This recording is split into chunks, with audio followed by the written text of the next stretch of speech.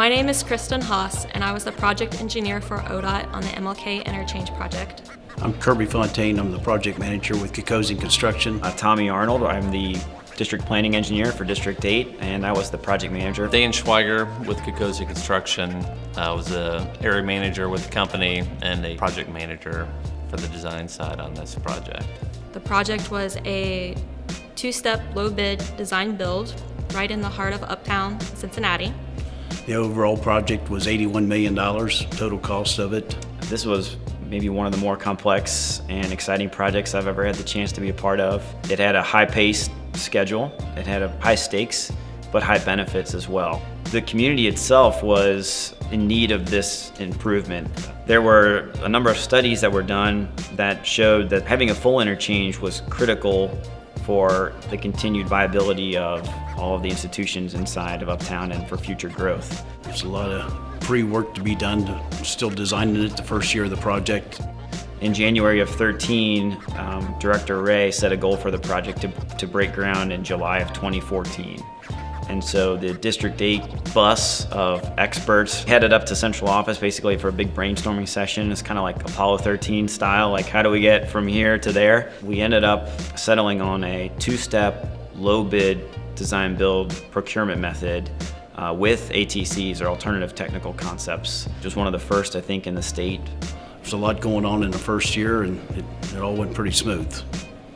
Jake Strimmel with HDR Engineering, based here in Cincinnati. I led the design for the Kokosing design build team. You know, everyone has the same scope initially, and part of the ATC process is we get to get creative with our design partners. We come up with crazy ideas. Our design partners are the one to actually see if it can be built that way. Some of the ATCs that set us apart, probably the biggest one was the Lincoln Bridge, how we were able to save it. We actually shifted a pier without demoing the whole bridge. So we shifted one pier and redid one span, which saved quite a bit of money.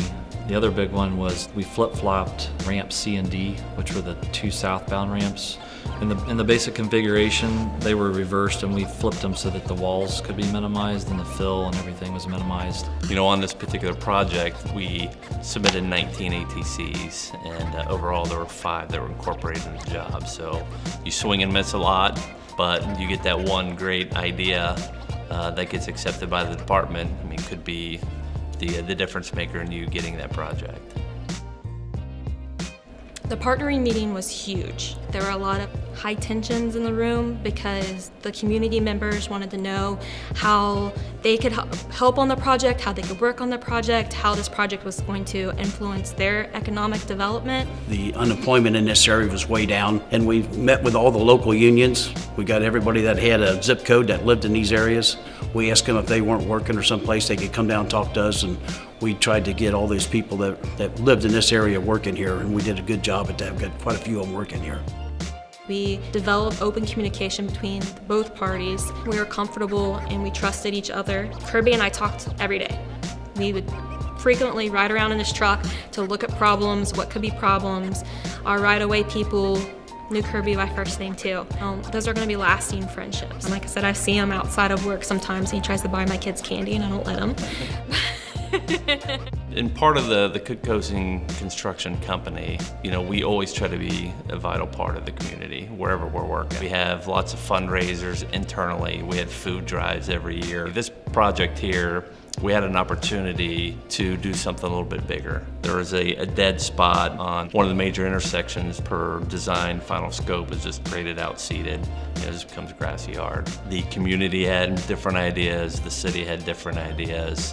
Approached ODOT to design and build a memorial plaza for Martin Luther King Jr.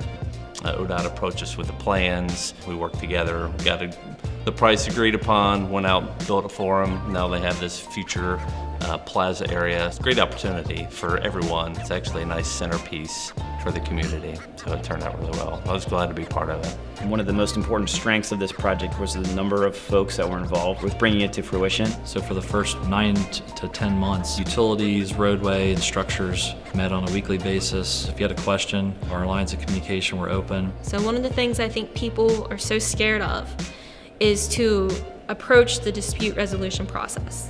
But honestly, that's the best way to take an issue you're having in the field, instead of letting it fester, is to compartmentalizing it and like moving it aside and saying, okay, this is a dispute, we're gonna sit down and discuss this. Let's maintain our great relationship on the project, and if you can't solve it in the field, you shouldn't be afraid to use the process. That's why it's there.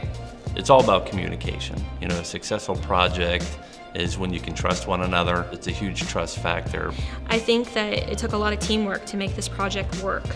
We all serve the same user in the end, which is the residents and businesses inside the state of Ohio. Neither Kokosing or the contractor or ODOT can do this alone. We certainly need to work together in order to actually deliver that final product that the public is depending on.